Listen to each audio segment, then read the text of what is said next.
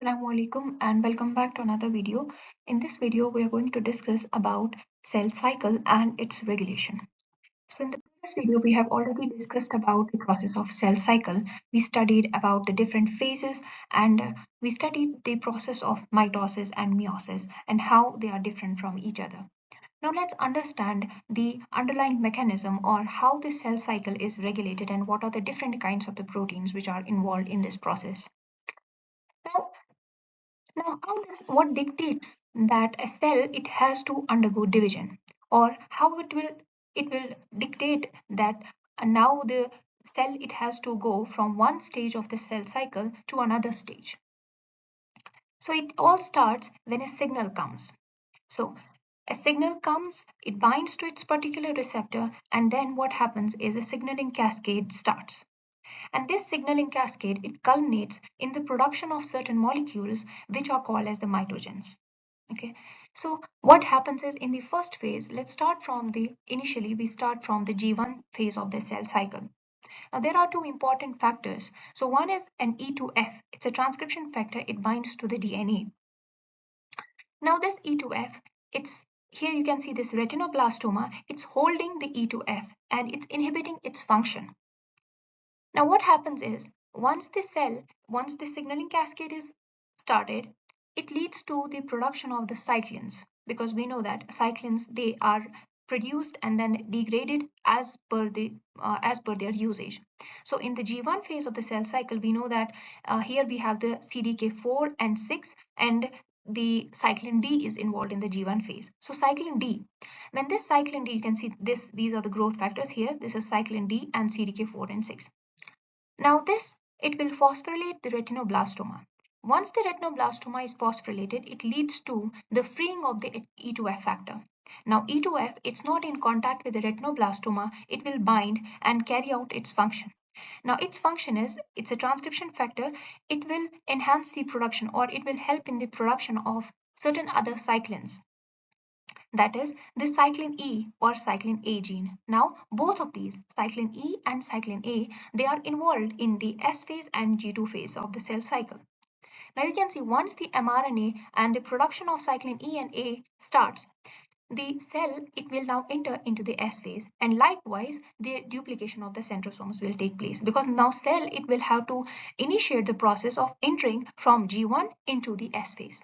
Now, this is what happens. Let's understand what happens when cell enters. It goes from the one phase from G1 into the S phase. Now here we have our G1 cyclins produced and they are linked with the cyclin dependent kinases, that is the CDKs. Now these G1 cyclins, what they do is, now they are responsible for the activating of the cyclins which are required in the S phase, that means those S phase cyclins. So what they do is they basically phosphorylate another protein, that is the SIC1. So this SIC1 it is bound to the cyclins. It is bound to the S phase cyclin CDK complex. So it's preventing the activity of the S phase cyclin CDK complex. Now, so once we have the G1 cyclins activated, their function is basically to degrade the SIC1 so that the S phase cyclins they are free to function. This is what is happening in this figure. You can see this G cyclin here, it's phosphorylating the SIC1 protein and it's polyubiquitinating basically the SIC1 protein. Now SIC1 is gone from here and S phase cyclin and CDK complex, it's free to move, and you can see that as this complex is free, it will carry out the process of DNA replication. So the cell, it now has a signal, it now has all the proteins that are required for the S phase of the cell cycle to proceed. So this is how the active, so there is basically a cascade. So first and foremost there was a signal which led to the activation of the cyclin D.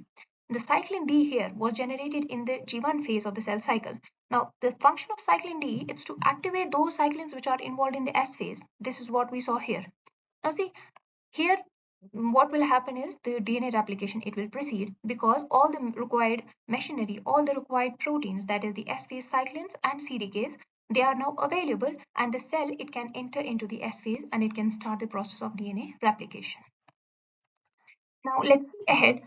So the cell it enters into the process of it enters into the phase of replication. It replicates its genome.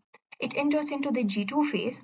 And after G2 phase, we have studied, it will enter into the M phase. Now that is the phase where the replicated chromosome, it will separate so that it has to be passed down to the respective daughter cells. Now see here what happens. Another set of proteins, another set of factors, these are required. Here you will see we have APC in association with the CDC20. Now, what is the function these proteins do? So you can see here we have a protein that is securin. And this securin, it is holding separase in its place. The same function we studied earlier was retinoblastoma was holding the E2F. Here securin is holding separase. But once the APC, that is, as the cell proceeds from the metaphase to anaphase, this factor APC, but in association with the CDC20, it will polyubiquitinate the securin protein. Now, as the securin is ubiquitinated, you can see here, it will lead to the freeing of the another protein that was the separase, which it was earlier holding on. Okay. Now the separase, it's free, and what is the function of separase? You can see that here. So it cleaves the cohesin rings. That is the function of the separase. Now each of the daughter cells, they will be easy. They will be able to overcome the force which was holding them together, and now they can easily move to the opposite poles of the mitotic spindle, so which we have early studied. So this was the function carried out by the separase. Now let's try to understand the different phases of the cell cycle. Let's rewind all of the machinery and all of the proteins in a nutshell. So the cell cycle, it starts from the G1 phase, and the G1 phase, we now know that in G1 phase what happens is that the pre-replication complexes, they will assemble at the origin. So that means the cell is preparing all the machinery which is needed for a cell to enter into the S phase so that it can start the replication of the DNA. Now we know that in the G1 we have different CDKs. We have CDK4 and 6 which function in G1 phase. We have cyclin D which functions in the G1 phase. So that is the growth factor. Now, so this cyclin D which is produced in the G1, now its function is that in these G1 S phase CDKs, its function was that what it did, it basically phosphorylated and ubiquitinated the inhibitor which was holding or which was inhibiting the S phase CDKs. So that means the function of the cyclins in the one phase, it is the activation of the cyclins in the another phase. Okay, so that is how this cell cycle, so it's like how important the production of one cyclin is in one phase. It's equally important to degrade that cyclin in that particular phase so that the cell cycle, it can advance to next phase. That is what's happening here. So we saw this cyclin 1, what it did, it removed the inhibition of the S phase CDKs, and now S phase CDKs, they are active. Once this is active, the cell, it has now all the machinery which it needs in order to start the replication of the DNA. So here we saw in the S phase CDKs, they will activate the pre-replication complexes and finally leading to the replication of the genetic material. Now this S phase, it will proceed towards the G2 phase and finally to M phase. And again, in the M phase, initially there is another protein that is CDC25 phosphatase.